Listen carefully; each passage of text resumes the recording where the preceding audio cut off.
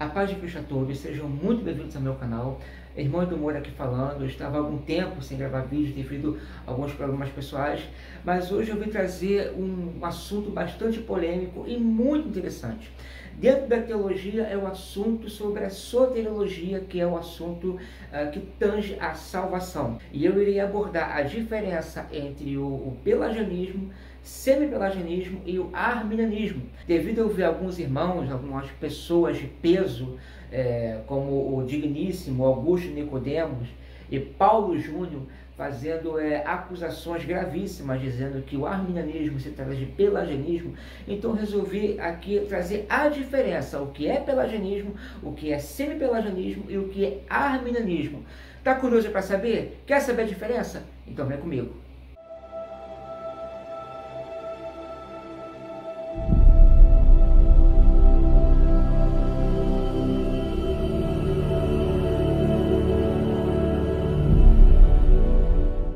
Bom, pessoal, segundo Agostinho e Jerônimo, que foram contemporâneos de Pelágio, também segundo a Enciclopédia Católica, segundo a Enciclopédia de Champlin, também segundo o historiador Justo Gonzalez e também outros historiadores eclesiásticos, o pelagianismo vem de um homem chamado Pelágio, que viveu entre o século 4 e 5. Pelágio, ele escreveu algumas obras. Entre essas obras ele escreveu um tratado sobre o livre-arbítrio, sobre o pecado e sobre a graça. E quando ele lê uma obra de Agostinho chamada Confissões, que é uma autobiografia que Agostinho escreve, ele lê um trecho nessa obra em que Agostinho escreve que o homem não pode deixar de ser imoral, a não ser que ele seja alcançado pela graça. Pelágio, ele tenta refutar Agostinho escrevendo uma obra chamada Da Natureza, ou De Natureza. E nessa obra ele diz que o homem pode sim deixar de ser imoral pelos seus próprios dons naturais. Basta o homem ter força de vontade. O homem não precisa dos auxílios da graça. O homem por si próprio, pelos seus dons naturais, ele pode vencer o pecado. Segundo Pelágio, o homem ele poderia sim viver uma vida sem pecado, ele podia se santificar pelos próprios dons de seu livre-arbítrio. Segundo Pelágio, o pecado de Adão teria afetado somente Adão. O pecado de Adão não afetou a raça humana. O pecado de Adão teria afetado somente Adão. No sistema pelagiano não existe pecado original. O homem peca não porque ele tem uma natureza pecaminosa, não porque a sua carne é corrupta. No sistema pelagiano, o homem peca porque ele vem seguindo os maus exemplos de seus pais. Adão, ele pecou e deu mau exemplo à sua descendência. A função de Jesus dentro do sistema pelagiano, enquanto Adão veio e deu mau exemplo, Jesus veio e dá um bom exemplo. Você, no sistema pelagiano, você não é salvo pelo mérito de Cristo, pelo que Cristo fez na cruz. Você é salvo pelos seus próprios esforços, você é salvo pelo seu próprio esforço, seguindo apenas o exemplo de Jesus. Como o homem ele não tem uma natureza pecaminosa, logo o seu livre-arbítrio ele é isento de corrupção. Então você pode sim fazer o que é espiritualmente bom só pelos dons naturais de seu livre-arbítrio. E assim você pode cumprir as leis de Deus pelos seus próprios dons naturais, sem os auxílios da graça. No sistema pelagiano não existe regeneração, não existe a justificação, não existe a renovação do seu intelecto. Uma vez que o seu livre-arbítrio ele está isento de corrupção, então não há nada em você que precise ser renovado. No sistema pelagiano, o homem nasce com a mesma natureza de Adão, só que antes da queda e não após a queda. Então não existe do que você se regenerar, não existe do porquê você ser justificado em Cristo, porque você não é salvo pelos méritos de Cristo, você é salvo pelos seus próprios méritos, seguindo os exemplos de Jesus. O único auxílio que o homem tem no sistema pelagiano é o auxílio externo das Escrituras. Não existe nenhum auxílio interno que te leve a Deus, que te leve ao arrependimento. O único auxílio que o homem tem é o auxílio externo, que é o da Bíblia. Você pode seguir Você pode seguir os requisitos bíblicos sem o auxílio da graça. Só que Pelágio, ele não negava totalmente a graça. Para Pelágio, o homem poderia sim cumprir as leis de Deus pelos seus próprios esforços, só que seria mais fácil se o homem pedisse auxílio a Deus. Então seria mais fácil, só que não é impossível você conseguir viver uma vida sem pecado, sem a graça. Basta o homem ter força de vontade, o homem não precisa dos auxílios divinos. Assim ensina o sistema pelagiano. As principais doutrinas do sistema pelagiano é o seguinte: Adão, ele não corrompe a raça humana. O pecado de Adão, ele afeta somente Adão. O homem não tem, não existe pecado original no sistema pelagiano. Independente de Adão ter caído ou não, Adão, ele era mortal. Mesmo que ele não tivesse pecado, ele ainda assim seria mortal. O homem, ele nasce com a mesma natureza de Adão, só que antes da queda. No sistema pelagiano, o livre-arbítrio, ele está isento de corrupção. O homem pode se santificar, o homem pode ir até Deus pelos seus próprios dons naturais. O sistema pelagiano vai ensinar que o que corrompe o homem são os maus exemplos, e não porque a sua carne seja corrupta. O sistema pelagiano também vai ensinar que o homem ele pode se arrepender pelos seus próprios dons naturais, pelos seus próprios meios naturais, sem os auxílios da graça divina. O homem pode se arrepender e ir a Deus pelas suas próprias forças. Alguns defensores de Pelágio afirmam que isso é um exagero dos opositores de Pelágio. Devido a não ter obras hoje de Pelágio, somente alguns textos, então eles dizem que isso foram os opositores que aumentaram e que inventaram isso tudo. Só que vale ressaltar que muitas obras nós não temos conhecimento hoje, muitas obras gnósticas, muitas obras montanistas, muitas obras maniqueístas, a gente só conhece esse grupo porque homens como Irineu de Leão, Tertuliano, Agostinho escreveram contra o gnosticismo, contra o montanismo, escreveram contra Marcião, escreveram contra os maniqueístas. Então a gente só conhece o pensamento desses grupos, devido a homens que escreveram a respeito deles. Mesma coisa se dá com Pelágio. A gente só conhece o pensamento de Pelágio, por quê? Porque tanto Agostinho como Jerônimo, que foram contemporâneos de Pelágio, eles escreveram sobre o pensamento de Pelágio, condenando esse pensamento. Fora isso, também tem os concílios que condenaram o pensamento de Pelágio. Então, assim, há inúmeras evidências históricas que não houve nenhum equívoco. Pelágio realmente ele ensinou essas coisas.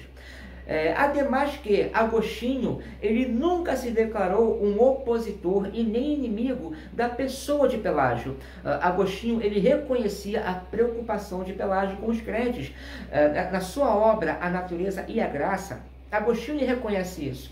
Agostinho ele reconhece a preocupação de Pelágio. Agostinho ele reconhece a sinceridade de Pelágio, a preocupação de Pelágio. Só que em teologia ele foi equivocado, porque a preocupação de Pelágio era que os crentes, por acharem já salvos pela graça, então eles se acomodassem na sua fraqueza. Essa era a preocupação de Pelágio, e Agostinho reconhecia isso. Reconhecer a preocupação dele. Agostinho nunca se declarou inimigo da pessoa de Pelágio. A essa altura do campeonato, Pelágio ele já vem arrastando uma multidão de seguidores, e a controvérsia entre Pelágio e Agostinho tomou uma proporção tão grande que foi necessário convocar um concílio. E a primeira vez onde a primeira vez é tratado as questões pelagianas é no Concílio de Cartago, em 412, onde o pelagianismo ele foi condenado por heresia, e Celeste, discípulo de Pelágio, ele foi condenado por heresia porque ele se negou a se retratar. E em 415, Pelágio ele foi condenado nos dois concílios, no Concílio de Jerusalém e no Concílio de Dióspolis. Só que no Concílio de Dióspolis, Pelágio ele se retrata. Ao ser questionado e pressionado em sua doutrina, Pelágio ele lança por anátema anátema à própria doutrina. E ele afirma que todo aquele que diz que não precisa dos auxílios da graça, seja por anátema. Então ele lança por anátema a própria doutrina. Pelágio, ao se retratar, a igreja reconhece ele como ortodoxo e ele é absolvido de todas as acusações. Jerônimo não fica nada satisfeito com o resultado do concílio e chama esse concílio de sínodo miserável. Miserável! E mesmo Pelágio tendo se retratado, o pelagianismo ele vem seguindo firme e forte devido aos seus seguidores. E em 416 e 418, nos sínodos de Mileve e de Cartago, mais uma vez o pelagianismo ele é condenado e é reafirmado a doutrina do pecado original e a necessidade da graça para a salvação. E mesmo Pelágio tendo se retratado, o Papa Inocêncio excomunga Pelágio após receber cartas de 5 bispos condenando Pelágio. E após 417, o Papa Zósimo ele assume o pontificado após a morte de Inocêncio. Então Zósimo ele dá um certificado de ortodoxia a Pelágio. Ele acolhe Pelágio e dá a ele uma carta de ortodoxia. Um certificado de ortodoxo, confirmando que Pelágio ele é ortodoxo. E em 431, no primeiro concílio de Éfeso, novamente o pelagianismo ele é condenado. Muitos irmãos no meio arminiano, até muitos pelagianos de hoje, eles pegam textos de Pelágio em que Pelágio assume a necessidade da graça para a salvação, a necessidade da graça para a santificação. Só que esses textos de Pelágio, eles são após a retratação de Pelágio. Por isso que muitos deles falam que isso deu um exagero, que Pelágio não ensinou nada disso. Só que esses textos de Pelágio, em que Pelágio assume a necessidade da graça, é após a sua retratação em 415, onde ele se retrata no concílio de Dióspolis. Agora a gente vai falar um pouquinho do sistema semi-pelagiano. Após a condenação do sistema pelagiano, entra em cena o sistema semi-pelagiano, e ele tem origem no século V por um homem chamado João Cassiano. Ele via alguns equívocos no pensamento de Pelágio, mas também ele via alguns equívocos no sistema de Agostinho. Então ele tenta mesclar um meio termo entre ambos. Então, como funciona o sistema de João Cassiano? Como ele entende a salvação? O homem ele vai a Deus pelos seus próprios dons naturais. O homem vai a Deus por si mesmo, sem os auxílios da graça. O homem inicia o processo de salvação. E depois que o homem vai a Deus, que Deus completa esse processo. Então, primeiro o homem vai a Deus, sem o auxílio da graça. E depois que Deus consome o processo de salvação, concedendo graças ao homem. E assim é o sistema semi-pelagiano. O homem vai a Deus sem auxílio da graça. E depois que o homem vai a Deus, que Deus lhe concede graças. O sistema semi-pelagiano ele é condenado no concílio de Orange, em 529. João Cassiano ele não entendeu a predestinação de Agostinho.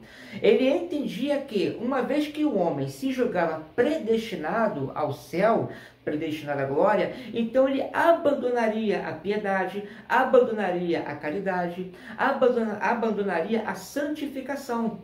Então, no pensamento de João Cassiano, ele tinha essa preocupação. Bom, se eu sou predestinado, para que eu vou me santificar? Só que ele não entendeu como Agostinho sistematizou a predestinação. Agostinho ele vai dizer, na sua obra Correção e a Graça, que a predestinação ela é evidenciada por uma vida piedosa, por uma vida santa em santificação, por uma vida de caridade. Então, uma pessoa que se julga predestinada, mas não tem uma vida piedosa, não vive uma vida santa, então ela se engana a si mesma. E por fim, a gente chegou no arminianismo. O arminianismo ele teve a sua origem em um professor universitário chamado Jacobus Arminius, ou, como todo mundo conhece, Jacó Armínio. Ele foi professor da Universidade de Leiden. Ele nasceu no século XVI e morreu no século XVII, e morreu lá no iniciozinho do século XVII, em 1609. Como eu falei, ele foi professor na Universidade de Leiden e teve como mestre nada mais, nada menos do que Teodoro Beza, discípulo de João Calvino. E foi por recomendações de Teodoro Beza que ele foi levantado ao ministério pastoral em Amsterdã. Muitos não sabem, muitos arminianos não sabem, e nem calvinistas, mas Armínio, ele era agostiniano. Armínio, ele tinha mais de 200 citações de Agostinho. Armínio cita mais Agostinho do que qualquer outro escritor eclesiástico. Inclusive, em seu debate com William Perkins, William Perkins ele usa alguns textos de Agostinho contra Armínio. Só que Armínio, sendo um bom agostiniano, ele faz correções desses textos que Perkins ele usa de uma forma deturpada. Então a gente vai entender agora a diferença entre a teologia, o pensamento de Armínio, com os sistemas pelagianos. O sistema pelagiano ele vai dizer que o pecado de Adão ele corrompe somente Adão. Não existe pecado original no sistema pelagiano. O pecado de Adão não teve abrangência à raça humana. Olha como é que Armínio responde a isso. A abrangência desse pecado, porém, não é peculiar aos nossos primeiros pais, mas é comum a toda a raça humana e a toda a sua posteridade, pois em Adão todos pecaram. Enquanto o sistema pelagiano nega o pecado original, Armínio ele afirma e defende o pecado original.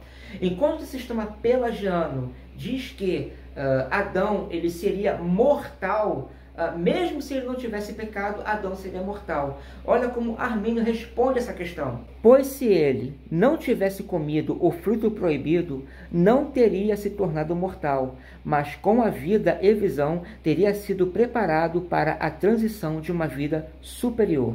Ou seja, para Armínio, Adão só se tornou mortal após o pecado. O sistema pelagiano ele vai ensinar que o livre-arbítrio do homem não está escravizado pelo pecado. O livre-arbítrio do homem ele está totalmente capacitado a fazer todo o bem espiritual, inclusive buscar a Deus. Em contrapartida, olha como Armínio descreve o livre-arbítrio. Esta é a minha opinião a respeito do livre-arbítrio do homem. Em seu estado de descuido e pecado, o homem não é capaz de pensar, nem querer ou fazer por si mesmo o que é realmente bom, pois é necessário que ele seja regenerado e renovado em seu intelecto, afeições e desejos, e em todos os seus poderes, por Deus em Cristo por intermédio do Santo Espírito, para que possa ser corretamente qualificado para entender, estimar, considerar, desejar e fazer aquilo que é realmente bom. Quando ele é feito participante dessa regeneração ou renovação, considero que, estando liberto do pecado, ele é capaz de pensar, de querer e fazer aquilo que é bom, mas ainda não sem a ajuda continuada da graça divina. Na mesma obra, Armínio também ele vai continuar da sua opinião do livre-arbítrio, dizendo: nesse estado, o livre-arbítrio do homem, para o que é bom, não somente está ferido, aleijado, enfermo, distorcido e enfraquecido, ele também está aprisionado, destruído e perdido, e seus poderes não estão somente debilitados e são inúteis, a menos que seja assistido pela graça, mas está totalmente privado de poder, exceto aqueles poderes dados pela graça divina. Pois Cristo disse, sem mim nada podeis fazer.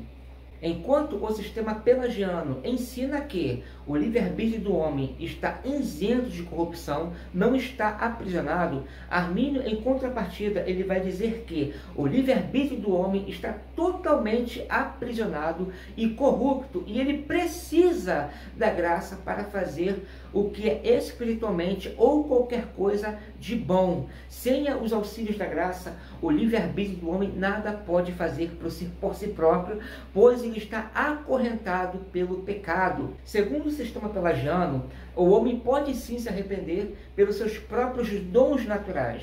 O homem pode se arrepender sem ser assistido pela graça. Ele pode por si próprio vir ao arrependimento.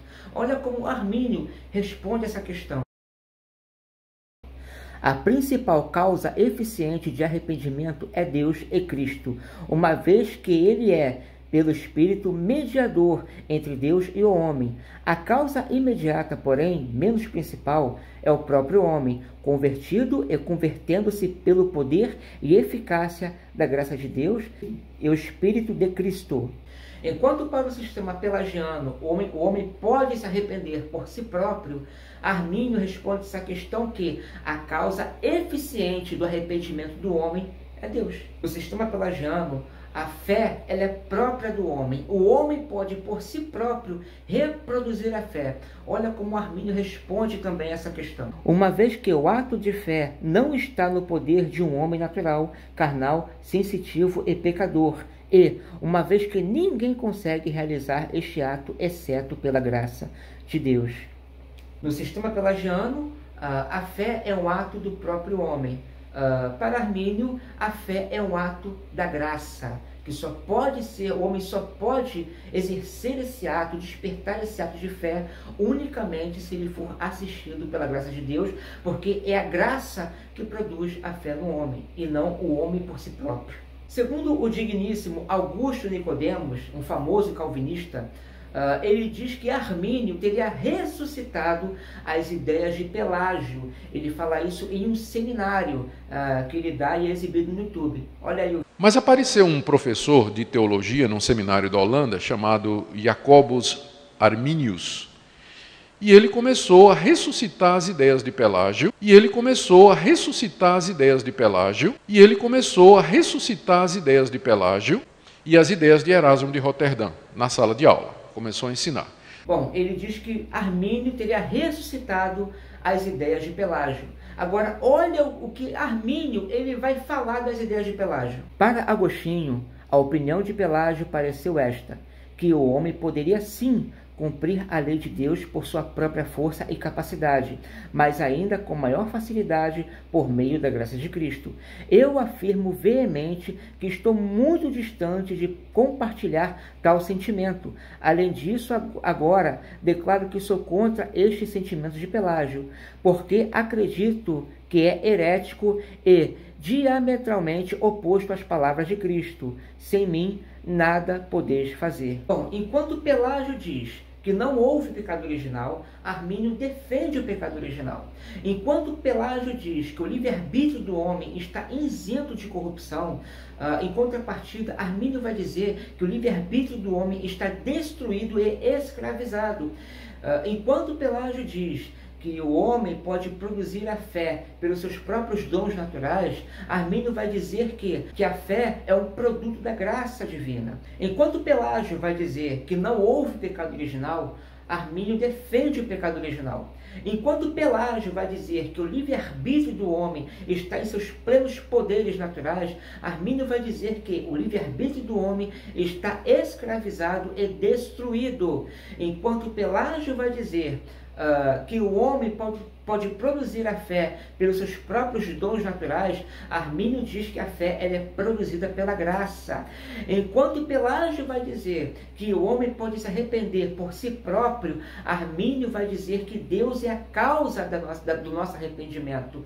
Então, eu pergunto ao digníssimo reverendo, quais ideias de Pelágio Armínio teria ressuscitado? Além de Augusto Nicodemos, tem um outro pastor de nome, de peso, que levanta várias acusações contra Armínio.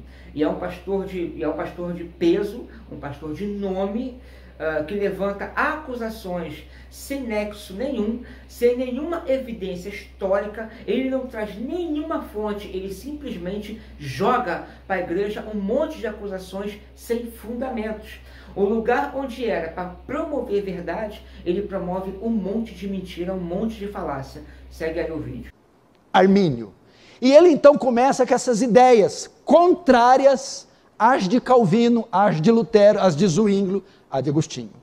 Entretanto, ele não formula nada oficial e nem propõe um debate oficial, nem organizado. Bom, segundo o pastor Desonesto Júnior, segundo o pastor Paulo Júnior, Armínio não teria formulado nada, nem proposto nenhum debate, coisa que é uma grande inverdade. Armínio ele tem um tratado de 3 obras chamado Obra de Armínio. Nessa obra tem debates e tratados acerca da salvação, e nesta obra Armínio ele combate o supralapsarianismo. E para quem não sabe o que é esse palavrão, o supralapsarianismo ele é a doutrina que defende uma eleição fora de Cristo. É uma eleição por um decreto que ocorre antes da queda de Adão. É uma eleição que independe de Cristo. E Armínio ele vem defendendo que a eleição não pode ocorrer fora de Cristo, que Cristo ele é o cabeça e o fundamento da eleição, que toda eleição ela só pode ocorrer dentro de Cristo, em Cristo, que essa predestinação faria de Cristo uma parte secundária à salvação. Ele diz também no vídeo que Armínio era contrário às ideias de Agostinho. O cara é tão burro que nem sabe que Armínio era agostiniano. Como é que ele vai ser contra as ideias de Agostinho se ele era agostiniano? Ele também vai dizer que ele era contrário às ideias da reforma, às ideias reformadas. Como é que Armínio era contrário às ideias da fé reformada se Armínio cita várias confissões de fé reformada? Entre elas, Armínio cita a Confissão Belga, a Confissão Helvética, o Catecismo de Heidelberg, ou Heidelberg. Ele diz também que Armínio ele era contrário a João Calvino. Só que nas obras de Armínio ele vai indicar os escritos de João Calvino como uma boa leitura. Ele indica os escritos de Calvino como leitura. Como é que eu vou ser contrário a uma pessoa e mandar as pessoas ler a respeito dela? Para eu dar um seminário, é necessário que eu entenda o pensamento daquela pessoa. Para eu falar sobre aquela pessoa, é necessário que eu conheça a teologia dela e o que ela ensina. E é claro no vídeo que ele nunca leu Armínio. Se ele lesse Armínio, ele não falaria tanta besteira. Ele desconhece tanto Armínio e desconhece a obra de Armínio. Isso daí é explícito no vídeo. E agora olha o que ele vai dizer também dos remonstrantes. Quais são os 5 pontos da remonstrância dos discípulos de Armínio? Ideias originadas de Armínio, aperfeiçoada pelos seus discípulos após a sua morte, onde se originou esse movimento. Primeiro, a remonstrância dizia que a vontade do homem é livre, que a depravação do homem é parcial. O homem caiu, depravou, mas a depravação é parcial, não é total. A vontade do homem, de modo que a vontade do homem é livre, ele pode escolher, ele não está completamente morto.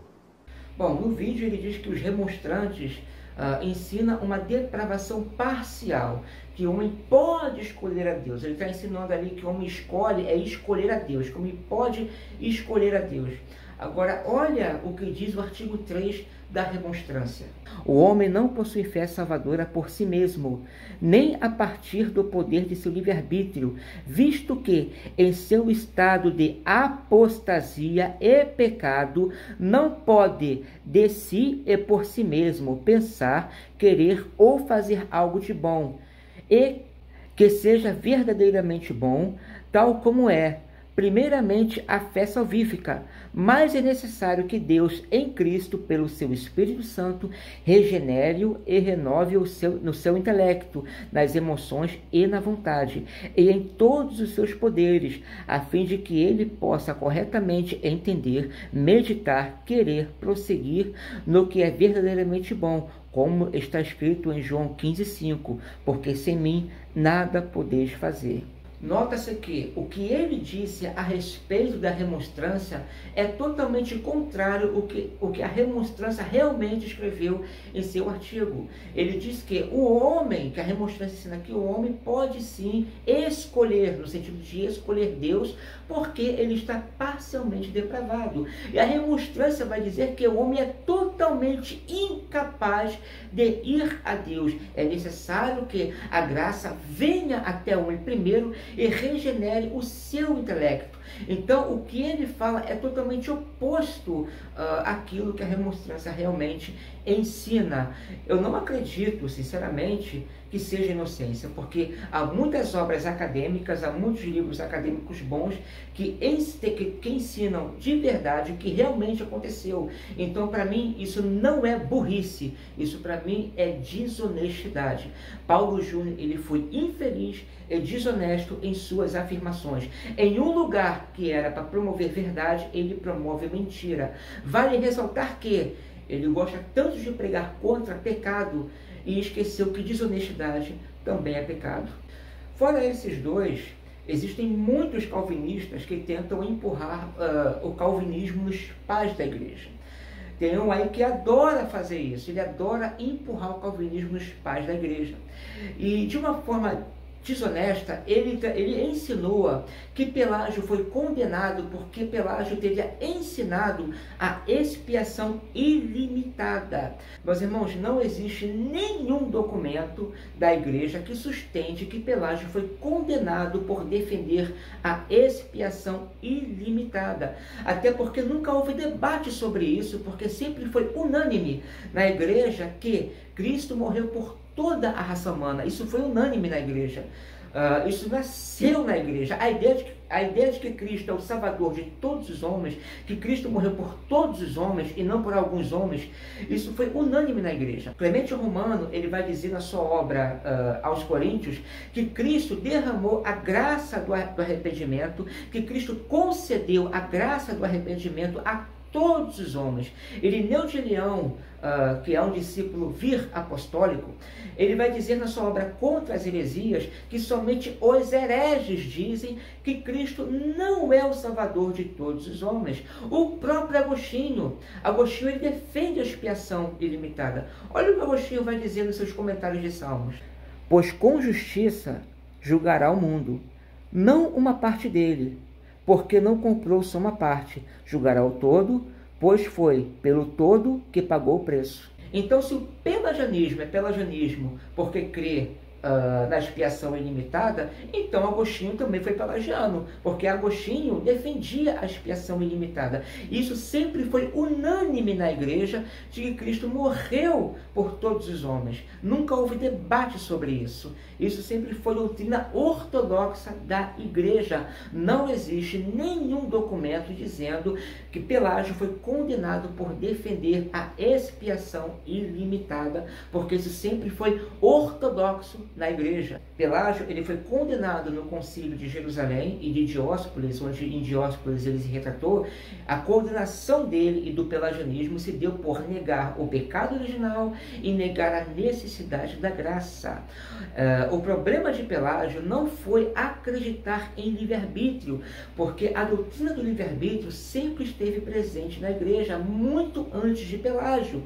Eu já vi muitos calvinistas que negam o livre-arbítrio, dizendo que o livre-arbítrio começou em Pelágio. Isso é uma grande inverdade.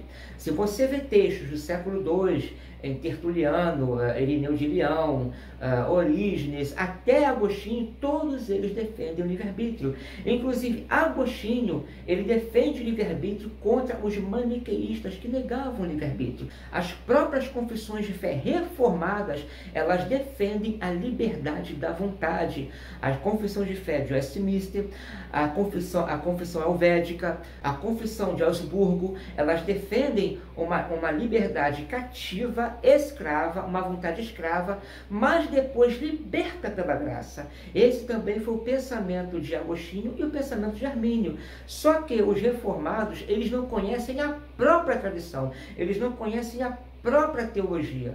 Eles desconhecem a própria tradição, mas querem meter pau na tradição da teologia alheia, sendo que eles não conhecem nem a própria teologia. Bom, então é isso, pessoal. Se vocês gostaram, dá um like aí, compartilhe esse vídeo. Se tem alguém aí com dúvidas o que é pelagianismo, o que é arminianismo, envie esse vídeo para esse amigo. Vai me ajudar bastante você compartilhar o vídeo, você dar um like. Tá bom? Eu não estou aqui em defesa ao arminianismo, eu estou aqui em defesa mais pela pessoa de Armínio, em que fazem essas acusações fraudulentas à pessoa dele, tá bom? Até porque eu estou migrando, eu tô migrando do arminianismo para o otomismo, mas mesmo assim eu estou aqui em defesa de Armínio por causa dessas acusações infundadas. Então, se você gostou do vídeo, você compartilha ele, dá um like aí, que vai me ajudar bastante, tá ok? E se eu esqueci de mais alguma coisa e você queira acrescentar nos comentários, pode ficar à vontade. Fique na paz.